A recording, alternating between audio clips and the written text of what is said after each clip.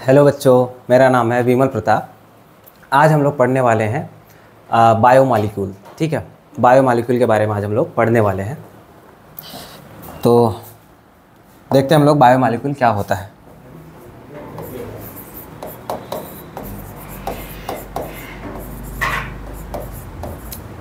Biomolecules, ठीक है। देखिए, सबसे पहले हम लोग देखेंगे बायोमॉलिक्यूल होता क्या है। देखिए, बायोमॉलिक्यूल क्या होता है कि कोई भी लिविंग टिश्यू, सबसे पहले हम लोग ले लेते हैं कोई भी लिविंग टिश्यू आप ले लीजिए। अब उसके अंदर जो है, उसके अंदर जितने भी ऑर्गेनिक कार्बन कंपाउंड्स होते हैं, उन्हीं को हम लोग जो है बायोमॉलिक्यूल बोल देते हैं।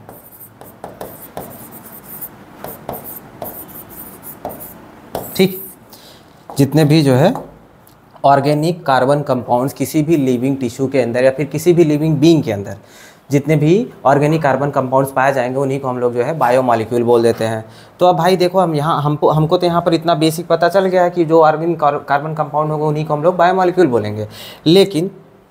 लेकिन मान लीजिए अगर हम लोग देखें तो हमारे इन्वायरमेंट में लिविंग बीइंग के अलावा भी जो नॉन लिविंग बीइंग्स होते हैं या फिर जो नॉन लिविंग थिंग्स होती हैं, उनके अंदर भी जो है कार्बन कंपाउंड्स पाए जाते हैं। ठीक है, उनके अंदर भी कार्बन कंपाउंड्स पाए जाते हैं। तो अब भाई हम उनको डिफ्रेंशिएट कैसे करेंगे कि भाई लिविंग बीइंग में जो कार्बन कंपाउंड पाया जाता है उनको बायोमॉलिक्यूल बोलते हैं, जो नॉन लिविंग में पाया जाता होगा उसको क्या बोलेंगे फिर? हाँ, उसको भाई, अब कार्बन कंपाउंड है तो उसको भी तो बायोमॉलिक्यूल बोलना चाहिए। लेकिन जो नॉन लिविंग बीइंग में जो कार्बन कंपाउंड्स पाए जाते हैं उनके अंदर जो है कुछ डिफरेंसेस होते हैं। उसको चेक करने के लिए जो है या फिर उसको क्लैरिफाई करने के लिए साइंटिस्ट लोगों ने कुछ एलिमेंटल एनालिसिस करा। ठीक है, एलिमेंटल एनालिसिस करा लिविंग बीइंग के अंदर और नॉन लिविंग थिंग्स के अंदर। ठीक है, इन दोनों के बीच में जो है एनालिसिस करके कुछ डिफ्रेंशिएट करके हमको बताया कि भाई किसके बेसिस पर जो है जो लिविंग बीइंग के अंदर कार्बन कंपाउंड्स पाए जाते हैं उनको हम लोग बायोमॉलिक्यूल्स बोल देते हैं, और जो नॉन लिविंग बीइंग के अंदर कुछ ऐसी कमी होती है जिसकी वजह से उनको बायोमॉलिक्यूल हम लोग नहीं बोल सकते हैं। अब आप ये मत समझिएगा लिविंग बीइंग में पाया जाता है तो इस वजह से उसको बायोमॉलिक्यूल बोलते हैं। बायो मतलब लाइफ होता है, मॉलिक्यूल्स मतलब केमिकल, जो लिविंग बीइंग के अंदर केमिकल पाया जाए वो बायोमॉलिक्यूल होता है। ठीक है, उसके बेसिस पर कह सकते हो, लेकिन कार्बन कंपाउंड तो बाहर भी पाए ही जा रहे हैं। ठीक है, तो क्या मेजर डिफरेंस होता है जो लिविंग बीइंग के अंदर जो कार्बन कंपाउंड पाया जा रहा है और नॉन लिविंग बीइंग में, नॉन लिविंग थिंग्स में पाया जा रहा है, क्या मेजर डिफरेंस होता है उसको हम लोग देखेंगे। उससे हमको पता चल जाएगा कि भाई एक्चुअली में बायोमॉलिक्यूल हम लोग किसको बुला सकते हैं। ठीक है, तो आगे देखते हैं क्या जो है एलिमेंटल एनालिसिस करके इन लोगों ने हमको या फिर हमारे साइंटिस्ट लोगों ने हमको डिफरेंस बताया था, उसको देखेंगे हम लोग। तो देखेंगे हम लोग एलिमेंटल एनालिसिस।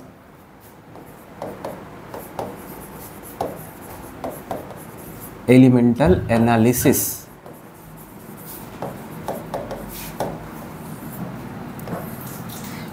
एनालिसिस साइंटिस्ट लोगों ने कहाँ पे किया था, मतलब कहाँ पे बोले तो किसके किसके बीच में किया था, उसको हमको देखना है। तो सबसे पहले इन लोगों ने लिया कुछ लिविंग टिश्यूज़ को, क्योंकि भाई इनको लिविंग और नॉन लिविंग के बीच में डिफ्रेंशिएट करना था। तो सबसे पहले इन्होंने कुछ लिविंग टिश्यूज़ को लिया और हमारी अर्थ क्रस्ट की मिट्टी को लिया।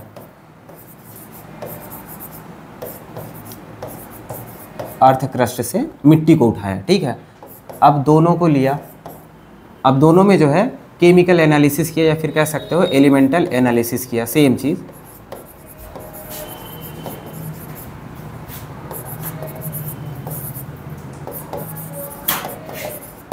चीज़। ठीक है, एलिमेंटल एनालिसिस किया।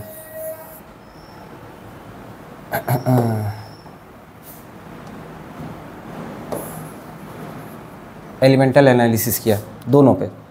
ठीक है, अब एलिमेंटल एनालिसिस करने से हमको क्या पता चला, हम लोगों ने देखा कि कुछ केमिकल्स पाए जा रहे हैं लिविंग बीइंग के अंदर। कौन कौन से केमिकल पाए जा रहे हैं उनका नाम देख लेते हैं।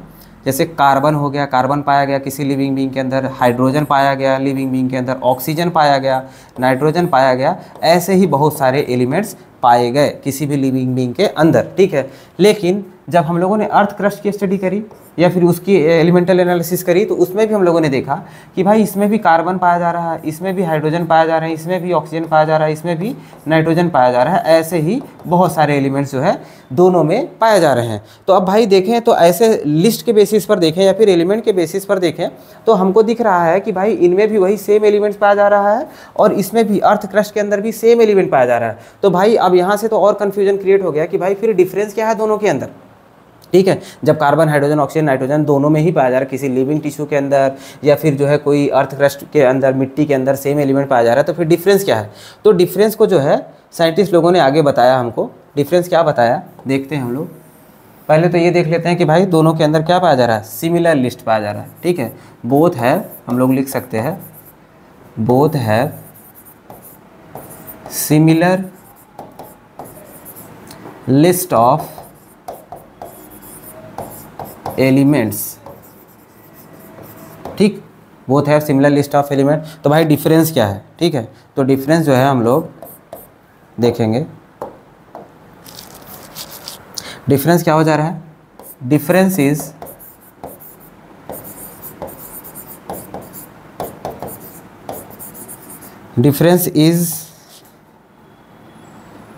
The compounds present in living being have higher concentration of carbon, hydrogen, oxygen, nitrogen than in the earth crust। इसका मतलब समझिएगा क्या लिखा है मैंने कि डिफरेंस क्या था भाई, difference is the compounds present in living being have higher concentration. मतलब देखो कंपाउंड्स जो किसी लिविंग बीइंग के अंदर पाए जाते हैं, कंपाउंड्स की बात हो रही है एलिमेंट्स की नहीं, कंपाउंड्स की, जो कंपाउंड किसी लिविंग बीइंग में पाया जाता है उनके अंदर जो है जो कार्बन हाइड्रोजन ऑक्सीजन और जो नाइट्रोजन होता है उनका कंसंट्रेशन उन कंपाउंड्स के अंदर ज़्यादा होता है। जैसे कोई ग्लूकोज हो गया या फिर कोई भी आप कंपाउंड ले सकते हैं, उनके अंदर जो कार्बन होता है, हाइड्रोजन होता है, ऑक्सीजन होता है, उनका कंसंट्रेशन बहुत ज़्यादा होता है। मतलब बहुत सारे केमिकल्स मिल करके, फिर कह सकते हैं बहुत सारे एलिमेंट्स मिल करके उस कंपाउंड को बनाते हैं। कंपैरिजन टू किसके, अर्थ क्रस्ट के। अर्थ क्रस्ट में अगर हम लोग देखेंगे तो उसके अंदर जो है उन एलिमेंट्स का कंपोजिशन या फिर कह सकते हो उन एलिमेंट्स का कंसंट्रेशन बहुत कम होता है। ठीक है, और जो कंपाउंड्स किसी लिविंग बीइंग में पाए जाते हैं, जो कंपाउंड किसी लिविंग बीइंग में पाया जाएगा उनके अंदर जो है इनका कंसंट्रेशन बहुत ज़्यादा होगा। ठीक है, यही मेजर डिफरेंस होता है किसी भी कह सकते हो किसी भी कंपाउंड के या फिर कह सकते हो किसी भी एलिमेंट के अंदर, जो कि लिविंग बीइंग और नॉन लिविंग बीइंग को अलग करता है। ठीक है, तो इसके बेसिस पर जो है साइंटिस्ट लोगों ने हमको एलिमेंटल एनालिसिस करके बताया कि भाई कोई लिविंग बीइंग जो है नॉन लिविंग बीइंग से कंपाउंड के बेसिस पर कैसे अलग होता है। ठीक है, तब आगे देखते हैं हम लोग। अब हमको एलिमेंट्स पता चल गया या फिर बायोमॉलिक्यूल्स कैसे बायोमॉलिक्यूल्स होते हैं उसके बारे में हमको पता चल गया। अब साइंटिस्ट लोगों ने क्या किया, अब कंपाउंड की एनालिसिस करी। ठीक है, किसकी एनालिसिस करी, कंपाउंड की एनालिसिस करी। जो बायोमॉलिक्यूल्स होते हैं वो उन कंपाउंड्स की एनालिसिस करी कि वो जो बायोमॉलिक्यूल्स होते हैं कौन कौन से बायोमॉलिक्यूल्स जो है हमारे लिविंग बीइंग के अंदर पाए जाते हैं। ठीक है, उसकी एनालिसिस करी है। तो उसके बारे में हम लोग देखते हैं, analysis of chemical compounds. Next reading है हमारा एनालिसिस ऑफ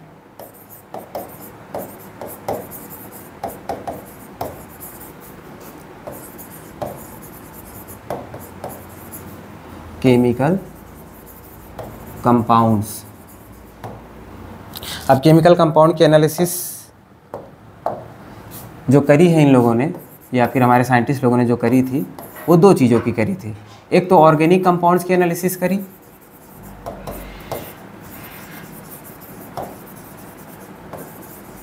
और दूसरा जो था इनऑर्गेनिक कंपाउंड्स की एनालिसिस करी।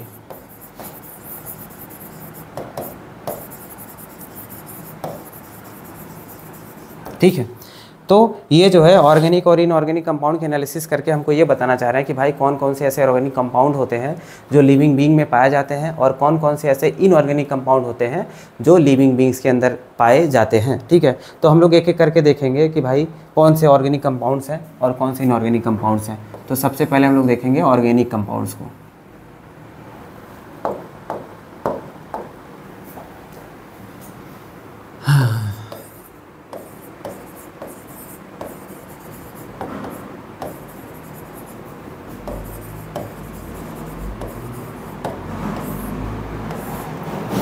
ठीक, ऑर्गेनिक कंपाउंड्स को देखेंगे। तो ऑर्गेनिक कंपाउंड की एनालिसिस करने के लिए क्या किया साइंटिस्ट लोगों ने? ऑर्गेनिक कंपाउंड की एनालिसिस करने के लिए क्या किया साइंटिस्ट लोगों ने? लिविंग टिश्यू को लिया। ठीक है, लिविंग टिश्यू को लिया, सबसे पहले लिविंग टिश्यू को लिया, फिर उसके बाद क्या किया? देखिए, लिविंग टिश्यू लिया,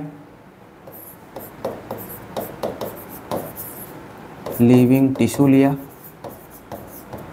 लिविंग टिश्यू में क्या क्या लिया था भाई? एनसीईआरटी हमारी क्या बताती है? लिविंग टिश्यू में इन्होंने लीफ लिया था, मतलब हमारे प्लांट की पत्ती, और दूसरा जो है एग्जाम्पल बताते हैं कि लीवर सेल्स भी लिया था, या फिर कह सकते हैं लीवर टिश्यू को भी लिया था। ठीक है, लीवर टिश्यू को भी लिया था। ठीक, अब इनका क्या किया? जो कह सकते हो आपने जो लीफ को लिया, लीवर टिश्यू को लिया, उसको क्या किया हम लोगों ने या फिर हमारे साइंटिस्ट लोगों ने? उसकी क्या की? चटनी बनाई। ठीक है, चटनी बनाई कैसे? साइंटिस्ट लोगों ने एक पिस्टल एंड मॉर्टर लिया। ठीक है, पिस्टल एंड मॉर्टर लिया। पिस्टल एंड मॉर्टर को आप समझ सकते हो कि ओखली लिया, सिंपल। ठीक है, ओखली लिया और उसके अंदर जो है इनको, लीफ को और लीवर टिश्यू को ले करके, या फिर दोनों में से कोई एक ले सकते हैं आप, दोनों लेने की आवश्यकता नहीं है, वैसे मिक्सिंग हो जाएगा, तो कोई किसी एक को ही लिया गया था, मैं दोनों का एग्जांपल बस बताया हूँ यहाँ पर। तो उसको ले करके यहाँ पर मिक्स कर दिया, किसमें? Pistol and mortar. ये ध्यान देना है, एनसीईआरटी का शब्द है पिस्टल एंड मॉर्टर, मतलब सिंपल ओखली में ले करके उसको मिक्स कर दिया, पीस दिया है, उसका चटनी बना दिया है। ठीक, चटनी बना दिया। चटनी बनाने के बाद क्या किया?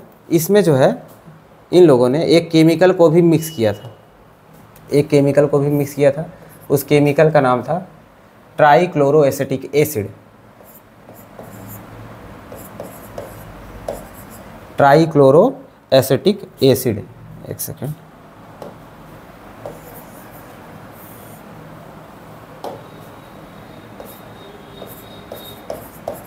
ट्राइक्लोरोएसिटिक एसिड को मिक्स करके उसकी चटनी बना ली।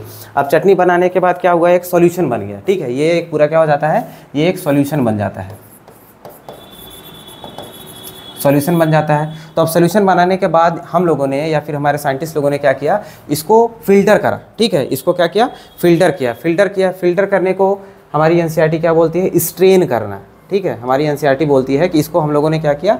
स्ट्रेन किया। ठीक है, स्ट्रेन किया, सिंपल, इसको फिल्टर आप बोल सकते हो। फिल्टर मतलब छानना। ठीक है, हम लोगों ने छन्नी लेकर के इसको छाना, ऊपर कर दे रहा हूं मैं, छन्नी लेकर के इसको छाना। एक कंटेनर लिया, उसके अंदर जो है छन्नी लगाया हुआ है, ऐसे कुप्पी लगा करके छन्नी लगाया। और जो छन्नी था उसके अंदर जो है हमारे साइंटिस्ट लोगों ने यहाँ पर जो है दो चीज़ का इस्तेमाल कर सकते हैं आप इसको छानने के लिए।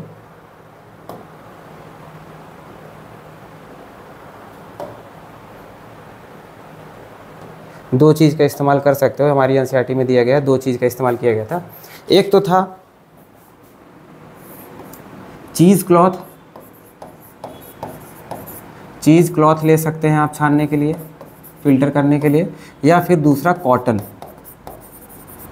ठीक है, मतलब यहाँ पर हमने कुप्पी लगाया, कुप्पी पे जो है हमने चीज़ क्लॉथ लगाया होगा ऐसे, या फिर कॉटन लगाया होगा। कॉटन लगाने के बाद क्या किया हमने?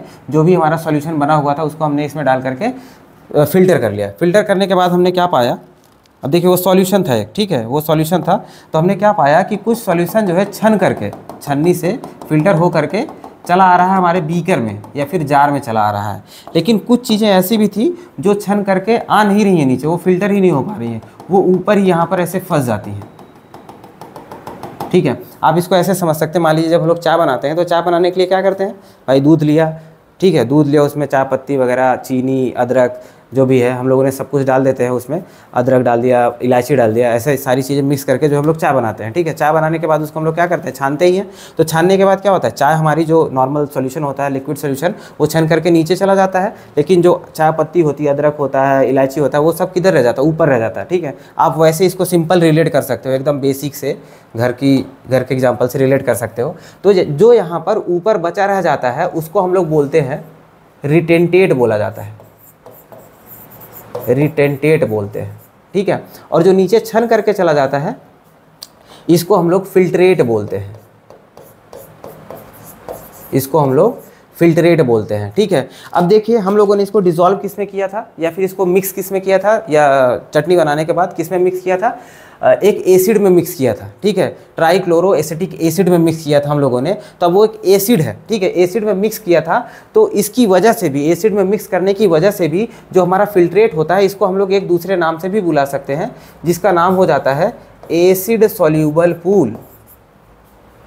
एसिड सॉल्यूबल पूल बोलते हैं इसको। क्यों एसिड सॉल्यूबल पूल क्यों बोलते हैं, क्योंकि भाई देखो ये एसिड में डिसॉल्व होने के बाद एसिड में घुल गया होगा। ठीक है, जैसे चाय दूध में हमारा चीनी वगैरह जो उसके फ्लेवर होते हैं वो घुल जाते हैं। ठीक है, घुलने के बाद जब हम छानते हैं तो हमारे कप में या फिर जिस भी बर्तन में आप छानते होंगे उसमें चला जाता है। ठीक है, तो यहाँ पर हमने इसको किस में मिक्स किया था, एसिड में मिक्स किया था। इसकी वजह से उसमें मिक्स होने के बाद जो उसके साथ छन करके नीचे चला आया होगा, तो उसकी वजह से इसका नाम पड़ जाता है एसिड सॉल्यूबल पूल। मतलब एसिड में घुला हुआ मटेरियल जो है इस पूल में, पूल का मतलब सिंपल सा है, ये जार का मतलब है, टंकी, पूल मतलब होता है टंकी, इस टंकी में जो है छन करके चला आया हुआ है और इसमें एसिड है, और एसिड में जो है सारे हमारे ऑर्गेनिक कंपाउंड्स इसमें भरे हुए होंगे। ठीक है, तो इसको हम लोग बोल देते हैं एसिड सॉल्यूबल पूल। और ऊपर जो बचा रह गया था उसको तो हम लोगों ने रिटेंटेट बोला था, और उसके साथ में इसका एक दूसरा नाम होता है एसिड इनसॉल्यूबल फ्रैक्शन। ये ध्यान देना है, एसिड इनसॉल्यूबल फ्रैक्शन बोलते हैं। फ्रैक्शन मतलब हिस्सा, मतलब एसिड में जो नहीं घुल पाया वो वाला हिस्सा, वो क्या है, ऊपर बचा रह गया। ठीक है, उसको बोलते हैं एसिड इनसॉल्यूबल फ्रैक्शन बोलते हैं। तो अब ऐसे देखो हम लोगों ने लिविंग टिश्यू को चटनी बना करके एसिड में मिक्स करके उसको छान लिया है। ठीक है, छानने के बाद कुछ हमको सोल्यूशन जो है एकदम से एसिड वाला मिल गया है, और कुछ जो है ऐसा सॉलिड पार्ट मिला है जो कि छन भी नहीं पाया। ठीक है, तो अब इन दोनों का, ठीक है, जो फिल्ट्रेट है और जो रिटेंटेट है, इसको जो है हम लोग इसके कंपाउंड की एनालिसिस करेंगे कि भाई यहाँ पर कौन से ऐसे केमिकल कंपाउंड है जो छन करके चले आ जा रहे हैं, और ऐसे कुछ केमिकल कंपाउंड जो है जो रिटेंटेट में बचे रह जा रहे हैं। ठीक है, उसके बारे में एनालिसिस करेंगे और देखेंगे कि भाई रिटेंटेट में कौन कौन से कंपाउंड पाए जाते हैं और कौन कौन से कंपाउंड जो होते हैं फिल्ट्रेट में पाए जाते हैं। ठीक है, तो हम लोग कॉलम बना लेंगे। एक तरफ हम लोग लिख लेंगे क्या लिख लेंगे, फिल्ट्रेट,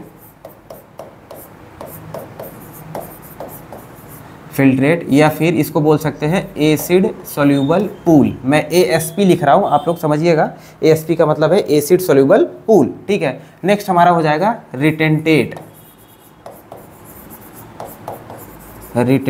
या फिर इसी को क्या बोल सकते हो आप लोग, एसिड इनसॉल्यूबल फ्रैक्शन, AISF। ये मैं लिख रहा हूँ, आप लोग अपने समझदारी के लिए आप लिख सकते हैं। ठीक है, एसिड इनसॉल्यूबल फ्रैक्शन, बड़ा बड़ा लिखने की कोई आवश्यकता नहीं है, तो इसी वजह से मैं जो है उसको थोड़ा शॉर्ट फॉर्म में लिख दे रहा हूँ। ठीक है, तब लोग एक एक करके देख लेंगे कि भाई फिल्ट्रेट में कौन से केमिकल आते हैं और जो है रिटेंटेट में कौन से केमिकल आते हैं, उनके बारे में हम लोग देख लेंगे। तो सबसे पहले हम लोगों ने देखा कि जो फिल्ट्रेट में जो केमिकल छन करके आ रहे थे, उनके जो है हम लोग उन केमिकल्स का जो है हम लोगों ने मॉलिक्यूलर वेट चेक किया। ठीक है, उन केमिकल्स का हम लोगों ने मॉलिक्यूलर वेट चेक किया। ठीक है, यहाँ पर जो छन करके आ रहे थे उनका भी, और जो नहीं छन पा रहे थे उनका भी सेम हम लोग ऐसे यहाँ पर कंपेयर करके देखते जाएंगे। इनका भी हम लोगों ने मॉलिक्यूलर वेट चेक किया कि भाई कौन कौन से ऐसे केमिकल हैं जो छन नहीं पा रहे हैं। ठीक है, तो हम लोगों ने देखा कि जो केमिकल छन जा रहे थे वो केमिकल्स जो थे उनका मॉलिक्यूलर वेट जो था वो लगभग 18 से लेकर के, या फिर कह सकते हैं 18 to 800 डाल्टन। ठीक है, डाल्टन साइन होता, मतलब कह सकते हो यूनिट होता है मॉलिक्यूलर वेट का। तो इनका मॉलिक्यूलर वेट कितना था, इनका मॉलिक्यूलर वेट जो है 18 to 800 डाल्टन आ रहा था, जो एसिड में घुल जा रहा था या फिल्ट्रेट में जो आ रहा था। और वहीं उसको देखें हम लोग, जो रिटेंटेट में बच रहा था, उनका मॉलिक्यूलर वेट जो था वो 10,000 डाल्टन से बड़ा आ रहा था। मतलब उनका मॉलिक्यूलर वेट जो था 10,000 डाल्टन से ज़्यादा आता था। 10,000 डाल्टन का मतलब ये हो गया कि भाई इनका मॉलिक्यूलर वेट बहुत ज़्यादा है, ठीक है, बहुत ज़्यादा है। इसका मतलब ये हो गया कि ये हैवी मॉलिक्यूल्स होंगे, और जो हैवी मॉलिक्यूल्स होते हैं वही तो नहीं छनते हैं। जैसे चाय हम लोग छानते हैं तो चाय पत्ती तो मोटी बड़ी होती है, अदरक बड़ा होता है, तो वो छन्नी में थोड़ी छन पाएगा, ठीक है। तो वैसे ही सेम यहाँ पर भी जो है ऐसे मॉलिक्यूल्स जो नहीं छन रहे होंगे उनका जो मॉलिक्यूलर वेट होगा वो बहुत ज़्यादा होगा, ठीक है।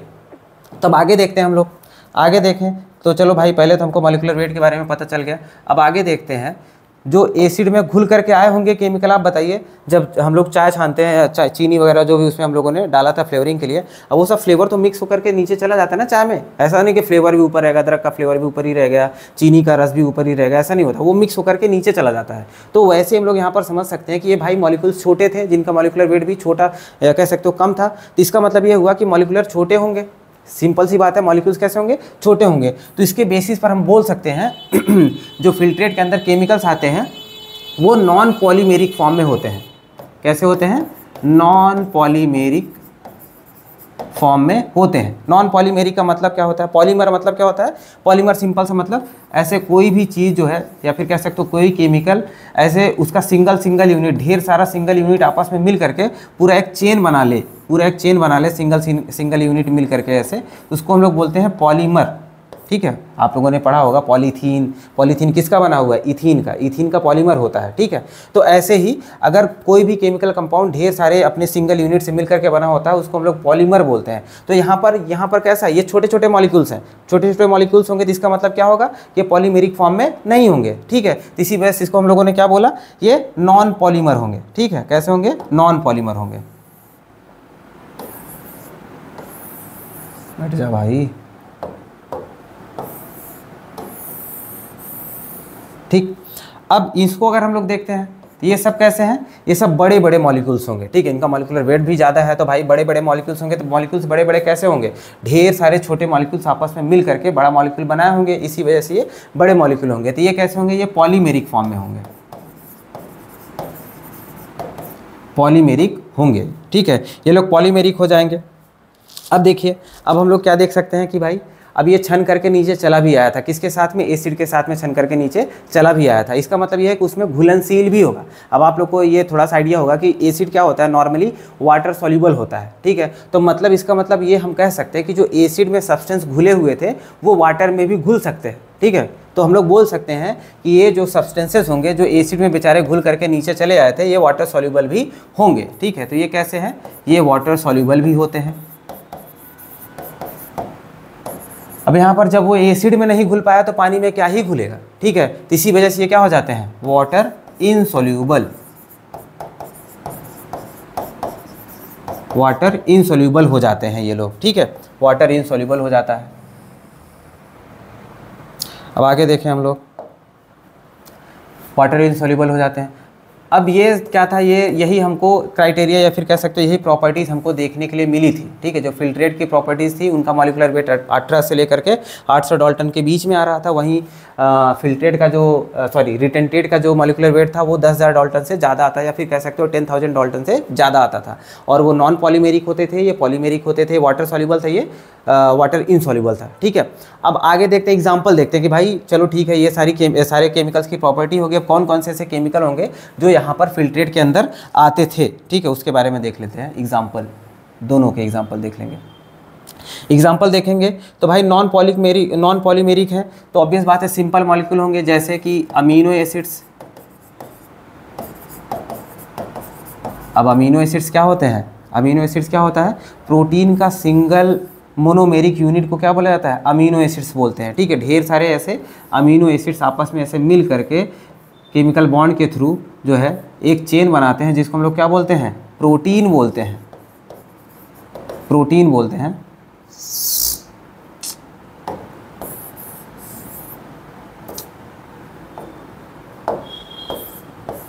प्रोटीन।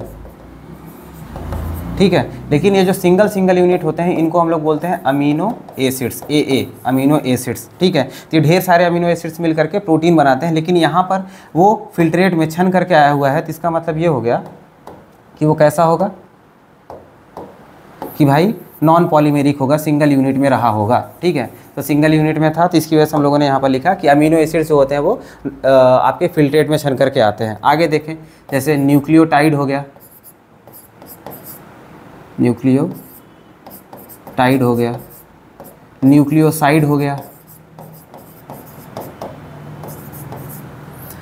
शुगर हो गया आपका, ETC। ऐसे बहुत सारे एग्जांपल हैं जो कि मोनोमेरिक फॉर्म में होते हैं और फिल्टर हो करके कहाँ पर चले आते हैं, फिल्टर होकर के फिल्ट्रेट के अंदर चले आते हैं, ठीक है। और वहीं यहाँ पर इनकी बात करते हैं तो ये सब मॉलिक्यूल्स कैसे थे, ये सब हैवी मॉलिक्यूल्स थे और यहाँ पर ये छन करके नहीं आएंगे और कैसे हैं, पॉलीमेरिक फॉर्म में होते हैं। तो इसका एग्जाम्पल हम लोग देख लेते हैं।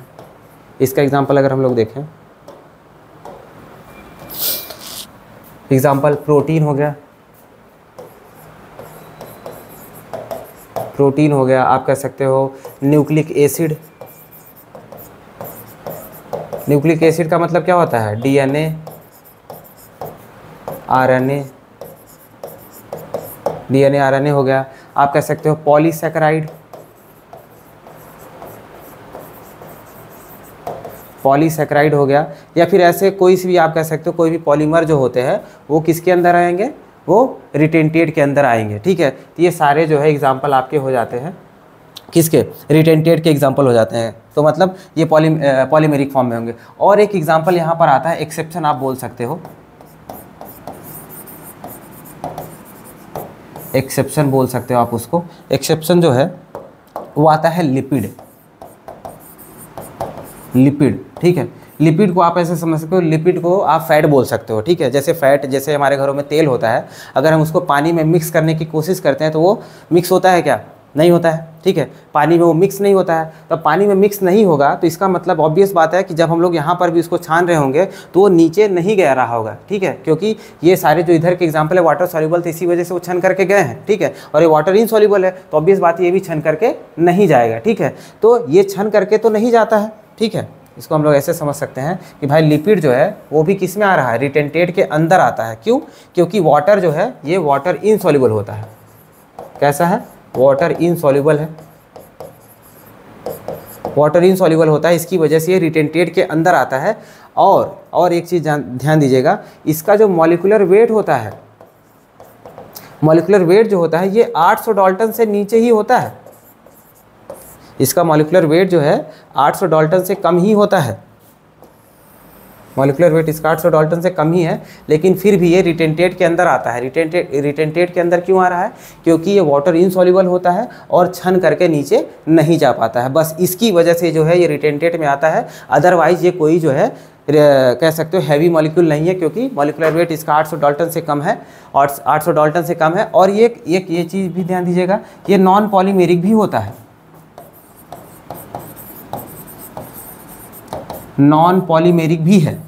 सोचो, नॉन पॉलीमेरिक भी है और मॉलिक्यूलर वेट भी कम है, फिर भी ये किस में आ रहा है, रिटेंटेट के अंदर आता है, ठीक है। तो इसकी वजह से इसको हम लोग बोल देते हैं कि भाई ये भी क्या हो जाएगा, सॉरी आप बोल सकते हो वाटर इनसॉल्युबल होता है, इसी वजह से ये रिटेंटेट के अंदर आता है, ठीक है। अब यहाँ पर इसको हम लोग सम अप कर लेते हैं, थोड़ा सा देख लेते हैं,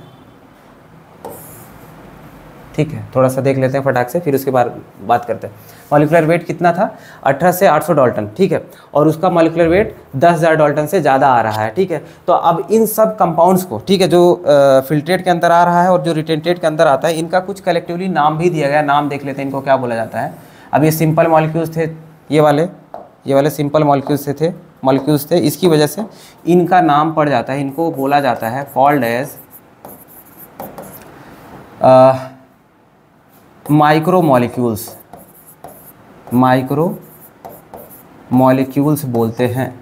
जो फिल्ट्रेट होते हैं उनको हम लोग माइक्रो मॉलिक्यूल्स बोलते हैं। क्यों, क्योंकि इनका मॉलिक्यूलर वेट बहुत कम होता है और ये नॉन पॉलीमेरिक होते हैं, इसकी वजह से इनका नाम पड़ा माइक्रो मॉलिक्यूल्स। या फिर हम लोग बोल सकते हैं सिंपल बायोमॉलिक्यूल्स। माइक्रो मॉलिक्यूल्स या फिर सिंपल बायोमॉलिक्यूल्स इनको बोलते हैं। और वहीं अगर इसको देखें तो भाई ये हैवी मॉलिक्यूल था, ठीक है, ये कैसा था, हैवी मॉलिक्यूल था, इसकी वजह से इसको हम लोग बोलते हैं मैक्रो मॉलिक्यूल। मैक्रो मॉलिक्यूल या फिर आप बोल सकते हो इसको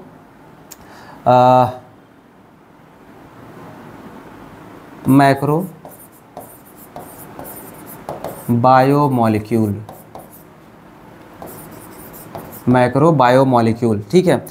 और एक चीज़ और बताना है, नोट पॉइंट करके आप इसको ध्यान दे सकते हैं। नोट पॉइंट में क्या होगा,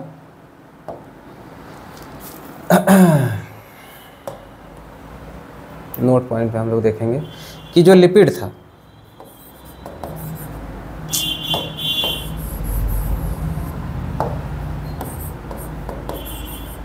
हमारी एनसीईआरटी बताती है lipid is not strictly macromolecule.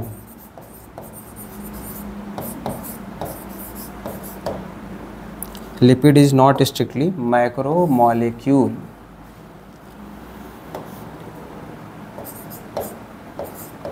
ऐसा क्यों है? स्ट्रिक्टली नॉट, क्या कह रहा है, नॉट स्ट्रिक्टली मैक्रोमॉलिक्यूल, मतलब भाई कि ये जो है ऐसा नहीं कह सकते कि ये मैक्रोमॉलिक्यूल है। क्यों? क्योंकि भाई सिर्फ और सिर्फ वाटर इनसॉल्युबल होने की वजह से ही सिर्फ और सिर्फ ये रिटेंटेट के अंदर आता है। अदरवाइज इसकी प्रॉपर्टीज़ कैसी है, ये नॉन पॉलीमेरिक है, तो इसकी प्रॉपर्टीज़ कैसी हो रही है, फिल्ट्रेट के जैसे हो जा रही है, या फिर आप कह सकते हो माइक्रो मॉलिक्यूल के जैसे हो जा रही है। और दूसरा मॉलिकुलर वेट भी इसका कम होता है, तो इसकी वजह से भी ये क्या हो जाएगा, माइक्रो मॉलिक्यूल या फिर सिंपल बायोमॉलिक्यूल हो जाता है। इन दोनों प्रॉपर्टीज़ की वजह से ये कैसा बिहेव करेगा, माइक्रो मॉलिक्यूल के जैसा। और वही सिर्फ और सिर्फ वाटर इनसॉल्युबल की वजह से ये फिल्ट्रेट के अंदर रिटेंटेट के अंदर आ जाता है, जिसकी वजह से इसको हम लोग क्या बोल देते हैं, मैक्रो मॉलिक्यूल बोल देते हैं। तो ये स्ट्रिक्टली जो है मैक्रो मॉलिक्यूल के जैसा बिहेव नहीं करेगा, या फिर हम लोग कह सकते हैं कि हम लोग इस कैटेगरी में ज़बरदस्ती इसको नहीं रखेंगे, ठीक है। ये माइक्रो मॉलिक्यूल ही एक्चुअली में, लेकिन बस सिर्फ और सिर्फ फिल्टर नहीं हो पा रहा है, जिसकी वजह से इसको हम लोग मैक्रो मॉलिक्यूल के अंतर्गत रख रहे हैं बस, ठीक है।